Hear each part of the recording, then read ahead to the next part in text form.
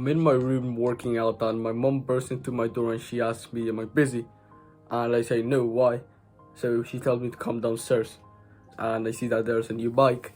And my dad and my brother are standing there. So this new bike is a little bit rusty, a little bit old. So I'm there inspecting it, I ride it. And a few moments later, I'm just discussing there, sitting on top of the bike while my family just kind of looking at me.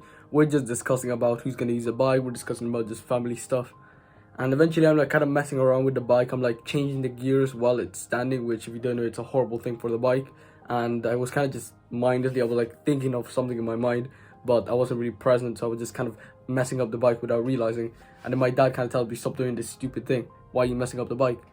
And I got kind of angry and I didn't really want to show it. I kind of go upstairs. I'm kind of in like a bad mood. And I go downstairs and I tell them, okay, I'm going to leave the bike downstairs. So give me the keys. And then they're kind of just like telling me, oh yeah, you should, these kinds of things, like what about this, what about this, but it's really annoying me.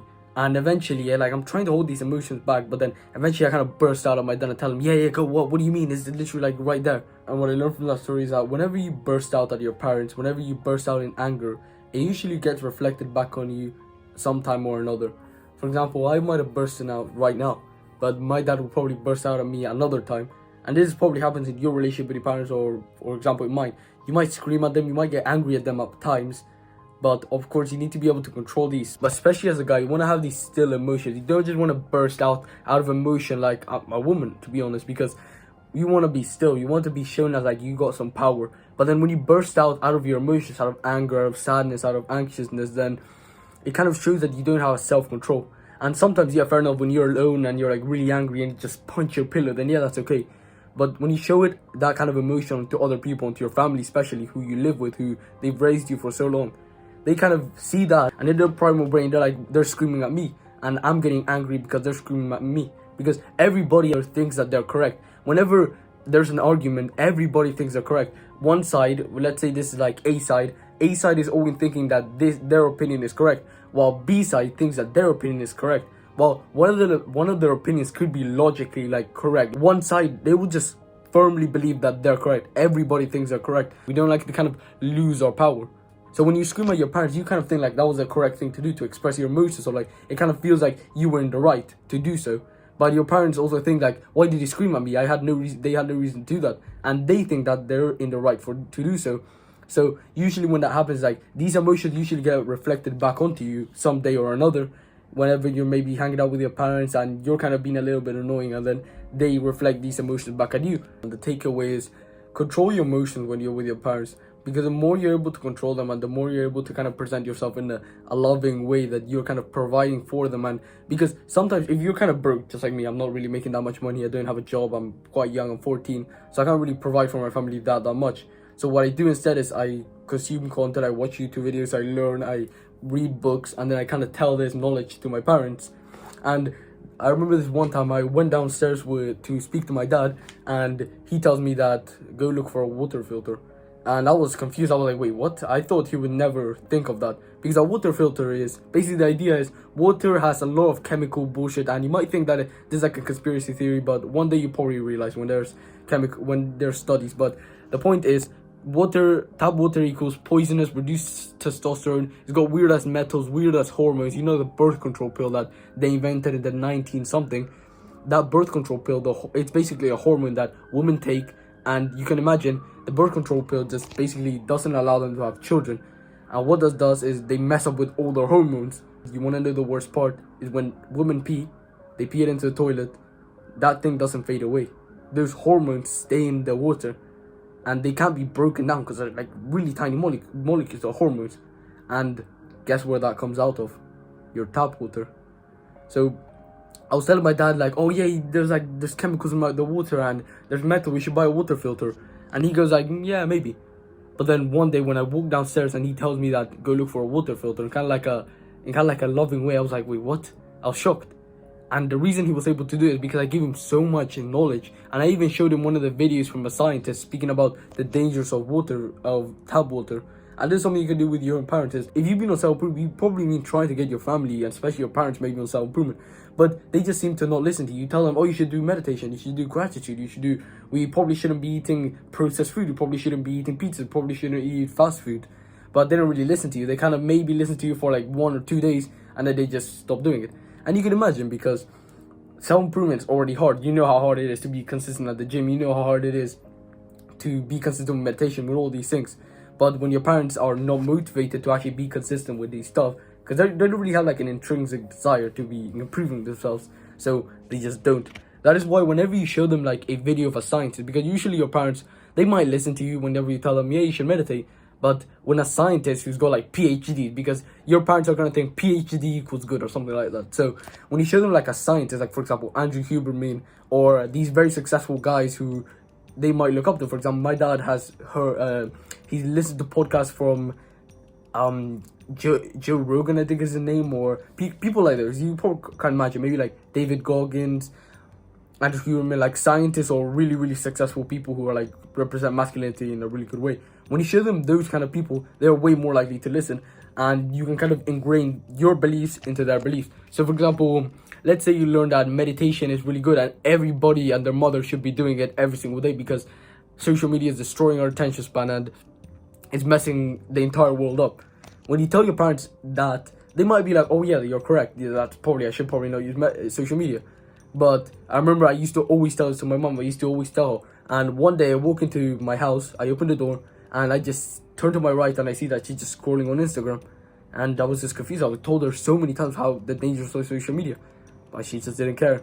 And I remember I showed my parents this video about Andrew Huberman, I think it was, or someone like that, talking about the dangers of social media and how it's messing up everyone's attention span, or just from a scientist.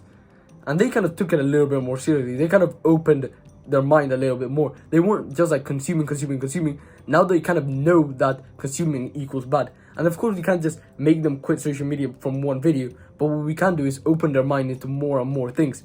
And when you do this, kind of, you can call it manipulation, and it kind of is, I'm not gonna lie. You kind of make them consume the kind of content you're watching about self-improvement. So whenever you have a desire to maybe buy something, or whenever you have plans for the future, for example, you might have plans to buy a water filter when you realize how bad water is, the tap water is, or you might have plans for the future to maybe drop out of university, which is what I'm going to plan eventually. It's like your parents are going to be more likely to listen to you, because you can almost imagine if you keep showing them every single week something interesting you learn, you tell them something interesting, you keep telling them these interesting things you learn, and you keep showing them like interesting videos. You of course don't want to bombard them with so many videos that they don't end up watching any of them. You kind of want to send them like maybe one video every month, and constantly give them advice, constantly give them tips that you've been learning, constantly like wisdom. For example, I remember I used to always tell my dad about the dangers of social media and how video games used to manipulate the masculine brain to gain status, money, fame, everything, but in the virtual world. You can imagine the games you used to play. For example, I used to play this game called Rainbow Six Siege and Hypixel Skyblock. What was Rainbow Six Siege? It was 5 versus 5 war game that represented what we would have been doing hundreds of years ago. We would have been in war, but instead I have it in a screen where I used to have brotherhood with my friends inside of a screen in a virtual world. In Hypixel Skyblock, I remember there was a section where you could 1v1 people, and guess what I was trying to do? I was trying to get to the top, but in a virtual game. So I was kind of telling this kind of stuff to my parents, and especially my dad, because he's kind of like more open-minded than my mom.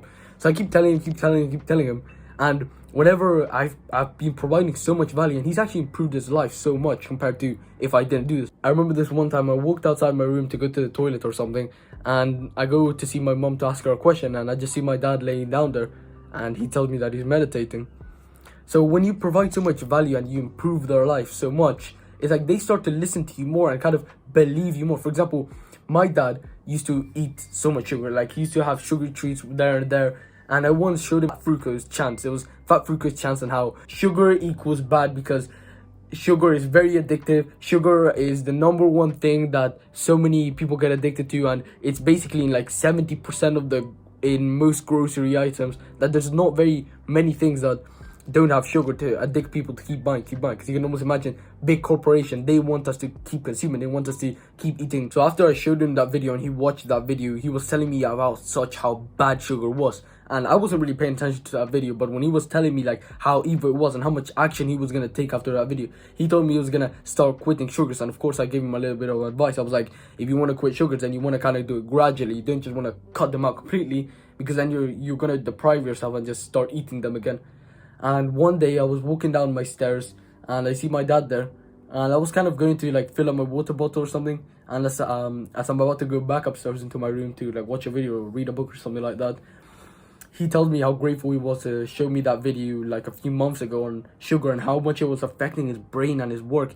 And he told me now that he stopped eating sugar, he feels so much more energized, he feels so much more sharp, he feels so much better. And this was my dad. He's always so supportive of me, and I realized it was because of the amount of value I gave him. He's always been a supportive man, but he also has his beliefs about like the school system and how everybody should be like following the school, and how the matrix, basically like that kind of stuff. Like we as guys in South Improvement, we kind of know, but our parents don't really know much about it. But whenever I kind of speak to my dad about this, he's always got an open mind. I've shown him that I'm actually worthy of something, so I'm able to do this, and you can build this exact thing today. So right now, I want to give you some practical advice. I didn't just want to kind of leave you with the strategy. I want to give you some tactics. What you can do is, literally what I've been doing is just give them little kind of pieces of value you've been always learning. And this is great for you because the best way to learn is by teaching. Whenever you teach something, you're way more likely to remember it and kind of be able to teach it in the future and actually take action on it. So you'll be more likely to remember stuff whenever you teach it. So you kind of teach your parents random things you learn in social media, from YouTube, from this video even, from kind of things you know, from podcasts, from books. You kind of tell them the things you learn and the philosophy behind them. So for example, you tell them, oh, everybody should be taking cold showers. And you can almost imagine if a world where everybody took a cold shower in the morning, the world would be a better place. Things like that. I remember I used to always do this thing with my parents, which was about social media and video games. That was like the most common thing because that was my interest at the time.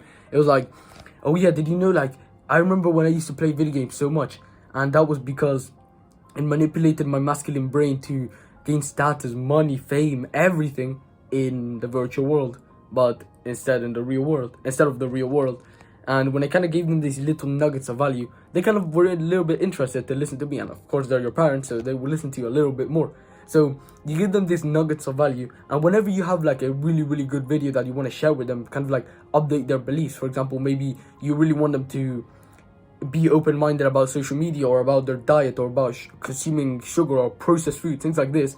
You kind of show them that a video or a long-form video, or kind of like a podcast from a scientist or some really, really popular guy who they'll be able to kind of trust. So you kind of send them like a podcast or a video that you really got hit by. For example, maybe it was like an Andrew Huberman podcast talking about sleep, and your parents have been sleep deprived for so long. You always see them whenever you go to the bathroom. You always see them sleeping.